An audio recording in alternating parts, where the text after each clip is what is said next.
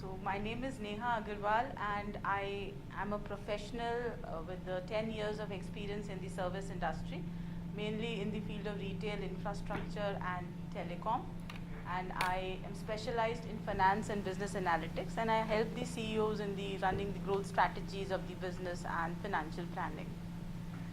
So the topic is global free internet at the fingertips. How will it revolutionize personal lives? So when I think of how the internet is changing the way we think or how it is impacting the world. So I guess if the internet had been an individual, it would have been the most influenced individual for the last 15 years and had been on the cover page of the Times magazine. Because I believe none of an individual or something has influenced that has permeated every facet of human lives that we live in. So internet is ours, which is open 24 days a week, 24 hours a day and 7 days a week. And it is, I believe the infrastructure is being expanded every nanosecond and has a thriving community of people which themselves are building communities and are also building e-commerce. And the best example is that it is free and it is at our fingertips. We are all pioneers and are at the forefront of a technological frontier, and the possibilities are endless. Despite of this, many of us are stuck in something or the other, and we believe and we behave in a very old manner. So, for example, some of us are stuck that we could be successful only if we get a good job. Some of us believe that we are also stuck up that they could learn only if they are taught. And some of us, they are stuck up fearing from the uncertainties that would creep in. What is sad is that all of these people or some of us are stuck when the world has so much to offer. I mean, the opportunities are immense and all of it is literally free and it is at our fingertips. I'm sharing some of the ways. The one is the mobile phone. So I read in one of the research reports that 70% of the world's population would have access to mobiles or smartphone by the year 2017. So that means that if I have a smartphone or a mobile, then I have access to 70% of the world's population at my fingertips. So all of them are interacting with me through videos, through blogs, through pictures. Now it is for me to decide whether I need to connect with them and build a connection. So, I mean, we need to, think that what gift or talent we have to offer to the world, because I believe that the world is open to buy the talent, buy the precious gifts we have to offer to them, so it is all up to us. The second is the search engines. The search engines are full of information. So, whether you want it or you don't want it, the information is just there. So, it is up to you whether, you could use that information or not, but the priority for us is how to make that information into the productive knowledge. So that is the most important. Third, what I would like to talk about is communication is very fast and easier.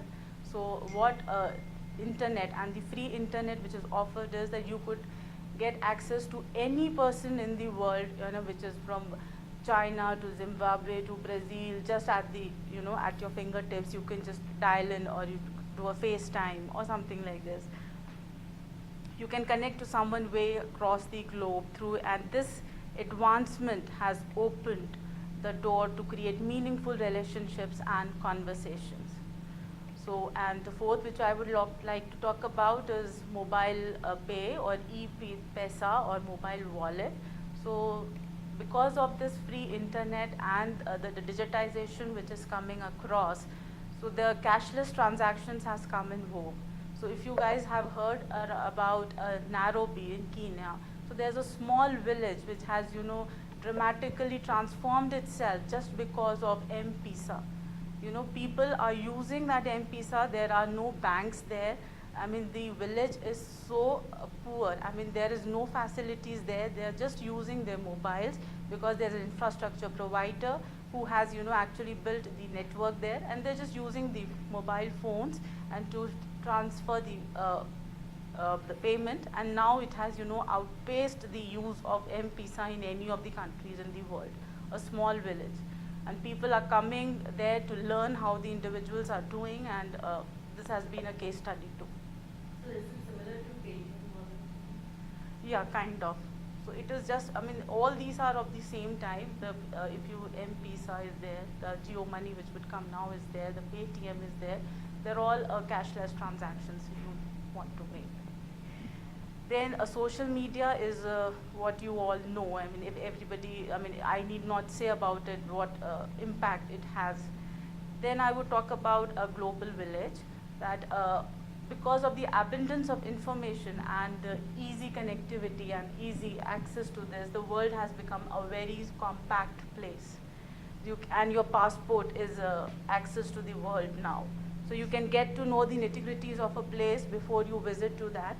And the world is, ready to greet you, to meet you, and to learn from you. So you are actually well versed with the surroundings beforehand when you move to that place. Next is, what revolution, because my topic was how internet would revolutionize personal life, so I'm just giving relevant examples there. And the other is language translations. So what happens through this internet is you have got certain apps and tools available. So if you have a customer which you speak Spanish and you don't know that language, you can actually online translate that language, and you could interact with the customer. Now it is for us to decide whether we make excuses for that, or we actually make use of the tools and then grab the most potential opportunities which are there across the globe. Then we have education, so we have MOOC courses, the online courses where you could access the Stanfords, Harvards of the globe through the online social platforms are there. So you need not visit those universities as such. Because I was given a time of 5 minutes only, being a panelist, and the people are not there, so despite the benefits which are there, there are a lot of potential misuse as well. So it is our responsibility and duty that how we work towards positive development of this among this platform. So just tell us, how do we use social media now? Supposing I don't have a clue about how to actually capitalize on social media for my business, how do we do that? So how do you do so much of talk about it. So what do I actually, how do I go about identifying a good social media, or how do I actually use it from my mobile app? So what you need to do is, the prevalent social media platforms is, suppose if I give you an example of Twitter. So what you can do is, you are suppose running a business, and you can online, tweet something that, my business is doing this, and you can add followers to your to your profile. You can ask people to comment on this, and actually this is the buzzword. This is the buzz which happens there. So what people are doing this, what is happening in the conference is also there. So if whatever we are speaking there, whatever sessions are happening in the other rooms, they are just tweeting that live WEF, people speaking on this and this. And people, how the internet works is, it works on buzzwords, hashtags, buzzwords. Suppose you are there and you are writing upon energy or maybe handicrafts. So handicrafts would be the hashtag for that, and people, anyone who want to search anything would has handicrafts will come there. So and first you identify a good hashword famous. Yeah, hashtag, because there are set of words when you have the internet identifies. It does not identify the long conversations. You should have meaningful words, so that when people similar set of people they want to look for, they could just use that word, and all meaningful conversations congregate and aggregate. It applies the same for Facebook, Twitter. So what we had a project which said you need to do a sentiment analysis of how of a particular brand. So what is the sentiments, are the people thinking whether it's a positive brand or a negative kind of a brand. So what we did was, we put some hashtags in the entire network, and anything which was relating to that brand, and we got a whole lot of 1,000-odd conversations. We had around mine is very similar because my relationship is very much personal, recommendation. I don't use any media. That's very unique because most of the speakers are using it. My question is, in my mindset or my blueprint, I know it's wrong, but I thought I'm kind of showing off to the world that I met him and I met that in my Twitter, for example. But then, I believe I get very quiet and other people are bragging about lots of things. And I'm sure,